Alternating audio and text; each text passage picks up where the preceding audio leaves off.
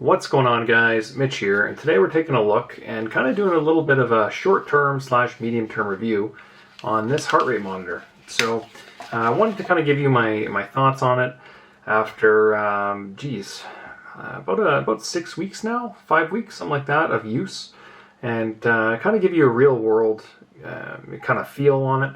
Nothing formal, we're just chatting. So sit back, relax, and I guess let's talk Wahoo Trackr.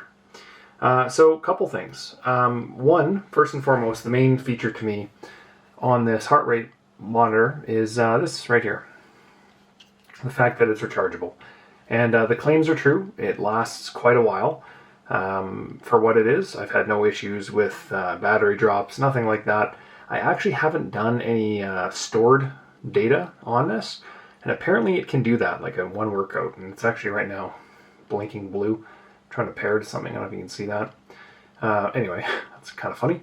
But yeah, I've only had to charge this thing twice, and that was with a month of, about 1,000 to 1,200 kilometers a month typically. Something like that, maybe 1,200, 1,400, something like that, depending on how many days are in the month. So divide that by roughly 30 kilometers an hour, and you'll have the number of hours. It's gotten a lot of use, no issues. The only thing that I would say is this little piece itself feels really light. It feels hollow, you know, and I kind of look at that and go like, well, if it's truly hollow, why couldn't they have kind of slimmed that down and made it a little more compact, kind of like that Garmin strap that I mentioned during my unboxing, which, funny enough, I have right here. Let's show that. And you just see how, if we're looking at this, how much it's a very thin profile, but it feels solid. It doesn't feel super hollow. So anyway, that's just my feel on the quality level of this. It doesn't really feel to me worthy of that kind of price point, but the fact that it's rechargeable, to me, that makes it more kind of feasible. Let's move along from this, and we'll probably come back to that. The actual strap itself, to be honest, not a whole lot of difference between this and a regular Garmin strap.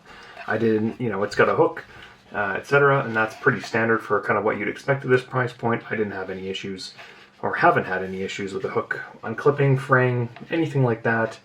The only thing I would say is that I'm a 42 centimeter chest, and or is it 42 inch? Yeah, that sounds about right. 42 inch chest, and I'm right, like look where I'm on the strap in terms of sizing. Not a whole lot of room if you're a barrel chested guy or a bigger guy. So just keep that in mind. The strap is fairly tight, I suppose, which is fine. The interfaces here also haven't had any issues with anything getting in there, debris, sweat, etc. And as you can see, no rust, which can't be said for some of the other straps that I just showed, but I don't need to throw them under the bus. So pretty stoked on that. No rust, no issues. Still very comfortable, no fraying, and I'll take you for a ride down the strap itself. If it wants to focus here, black's a tough color here for my camera lens to kind of pick up for some reason.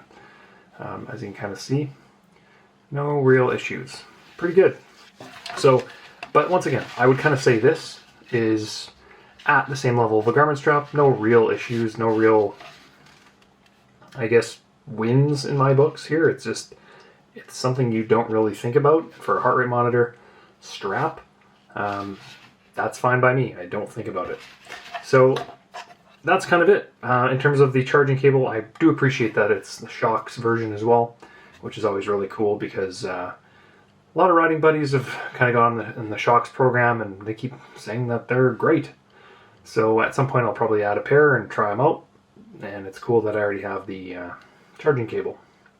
But I only have one, so hopefully I don't lose that.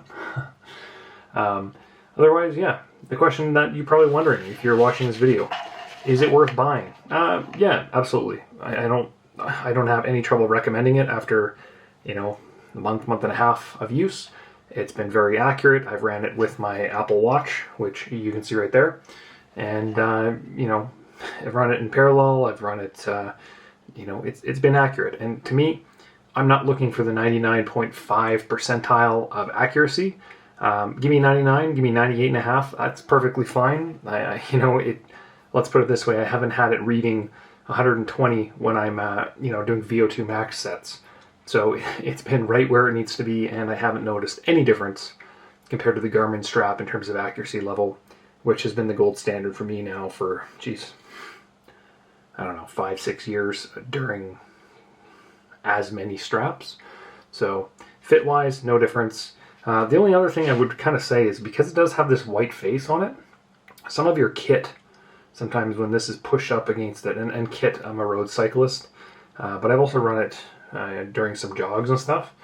Because it is white, it does stand out a little bit when it's pushed up against some of your clothing, compared to black where it kind of just hides a little bit in darker colored items. This kind of shines through. I know that when I put on a white kit, it's like, boom, you see Wahoo in big writing during a ride, which is whatever, I don't really care. But it's just one of the things you do notice. If that does bother you, then maybe that could be the feature that makes you not want it. But otherwise, I don't have really anything else to say. I think that it's a super solid, reliable device. I would absolutely recommend it, and I look forward to kind of continue to torture test it over the next, long term would be 6+ months for me, and I should have an idea of where it's truly kind of stands. So that's it, guys. Appreciate you stopping by, checking out a quick, I guess, short to mid-term review on the Wahoo Trackr. And if you have any questions, leave them below. Otherwise, like, subscribe, share, all that good stuff. Until next time, see you later. Peace, guys.